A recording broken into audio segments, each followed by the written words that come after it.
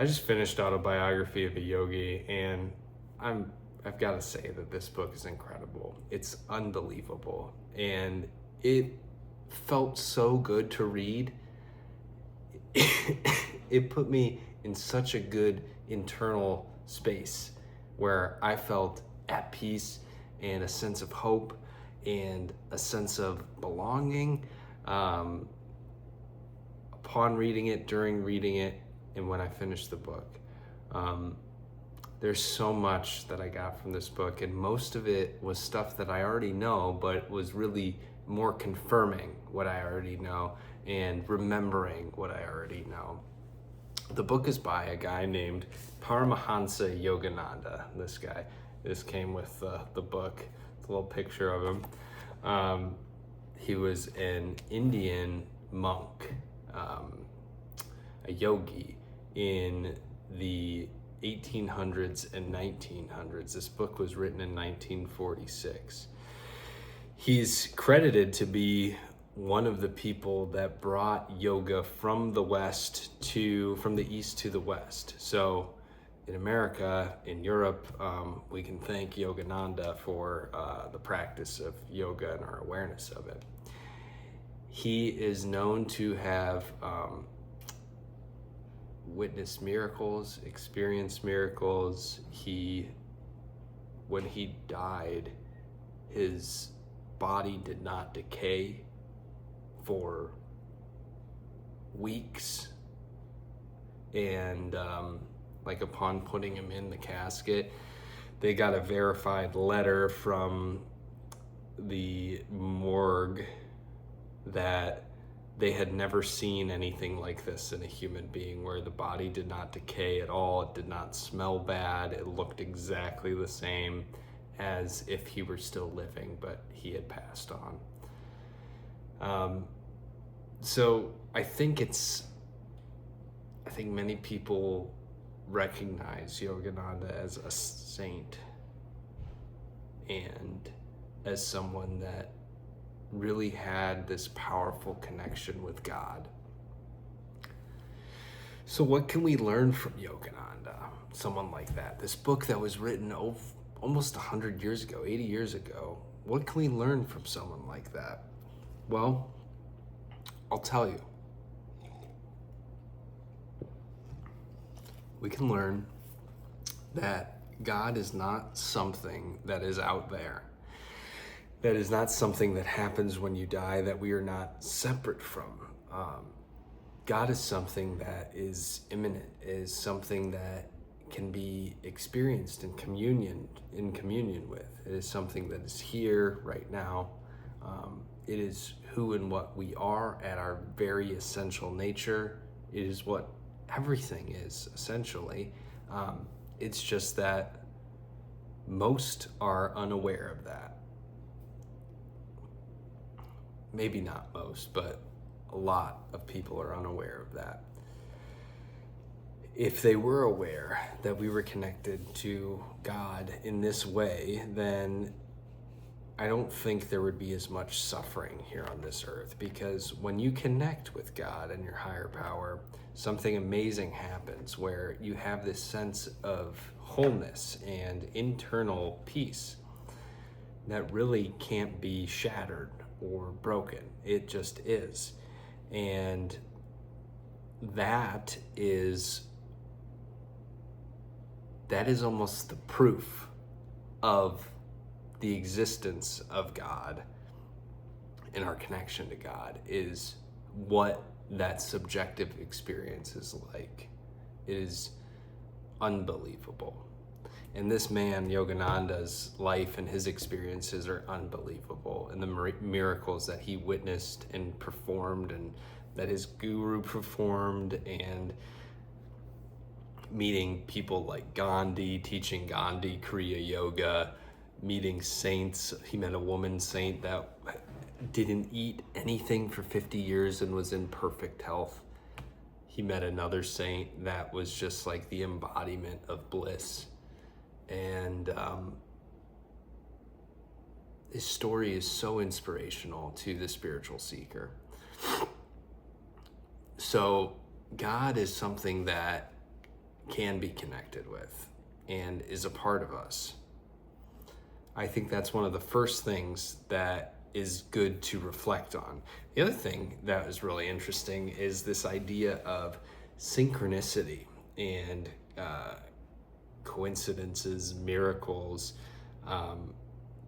things that maybe normally you wouldn't think would be connected, but then end up being connected in astronomically rare ways. I'll give you a personal, for instance.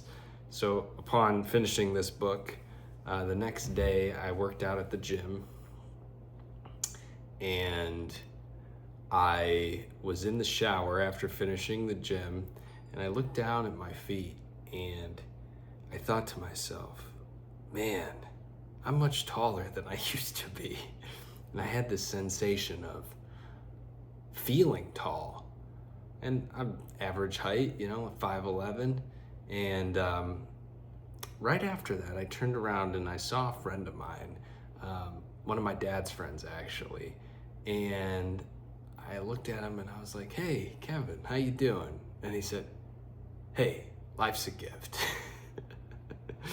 And I was like, yeah, life is a gift. And I talked to him a little bit more and he said it again. And then I was on my way.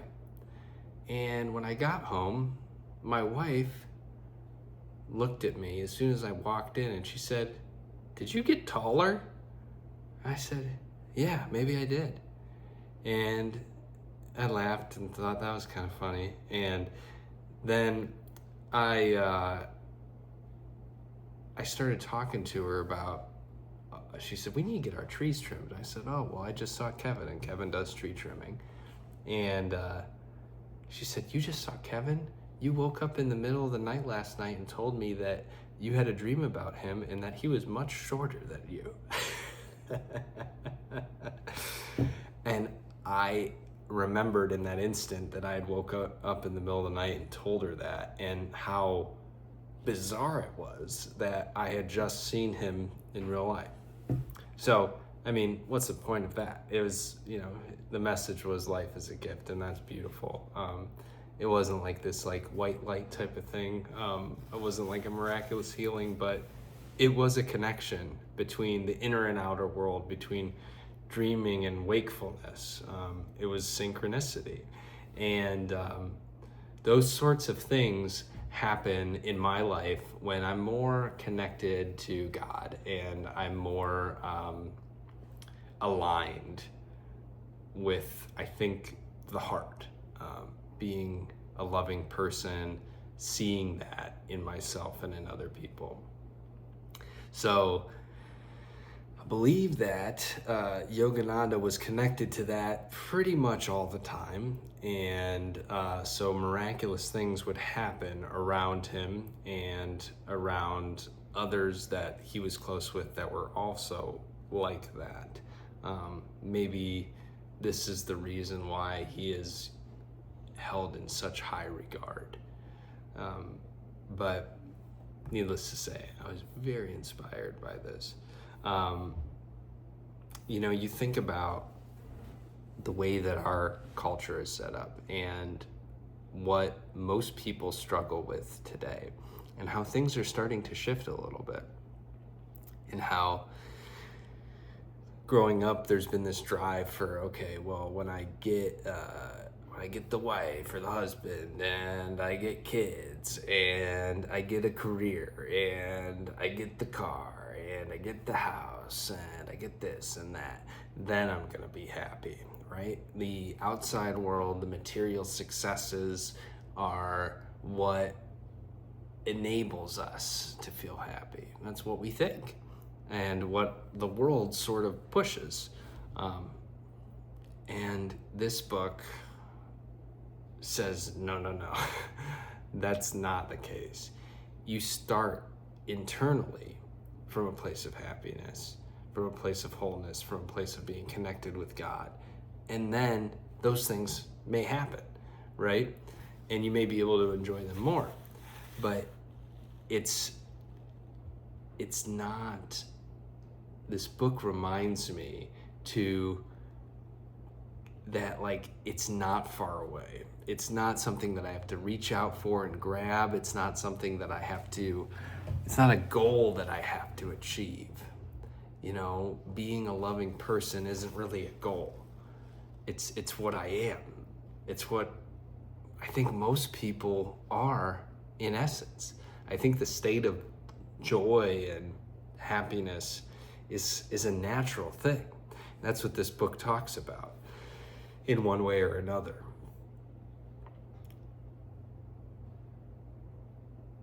So if you've read it, I'd be curious to what your experience with this book was like. Maybe one of your favorite stories from the book. I really enjoyed the whole thing, and there were so many things that I could take away from it. But the main thing that I took away from it, and I'm definitely going to paraphrase this at this point, but it was at the end of the book, and it talks about how, like what we should do or with our lives at this point, and what kind of life we should lead, how to teach possibly. And it has everything to do with being an example. It's the life that we lead. It's how we do it. It's not about what we do. It's not about what we get. It's about what we are and how we relate to others in that process. Many blessings to you. And my hope is with a video like this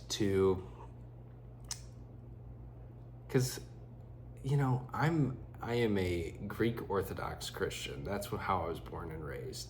And I find that in our culture, there's too much of, I'm this one thing and my religion's better, or the way that I think about stuff is better.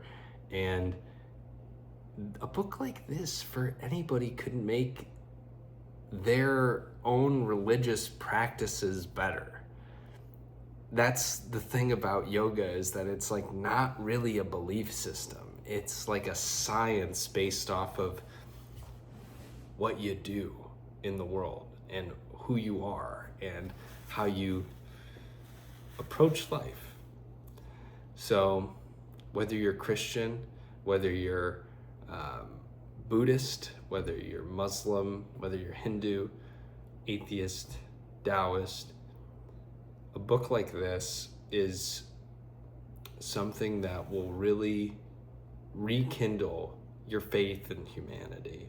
And I think in a time like this, when there's wars, when there's hate, when there's so much blatant noise that's going on in the world, and it seems like anything could happen, we need to be the change. We need to be the ones that are embracing this interconnectedness between all things, all religions, all people, right? So it's not the Muslims' problem. It's not the Jewish people's problem. It's not the Christians' problem. We're all connected together. We can all learn from each other. This book can make you a better Christian if you're open-minded, if you're willing to look at life in a way that is not about proving your own righteousness, but allowing God to teach you, allowing life to be an experience, about allowing your life to be a tool and a guide for yourself and others. So with that, I'm gonna shut up and thank you for listening. If you have questions or you want to comment, anything, let me know. Peace out.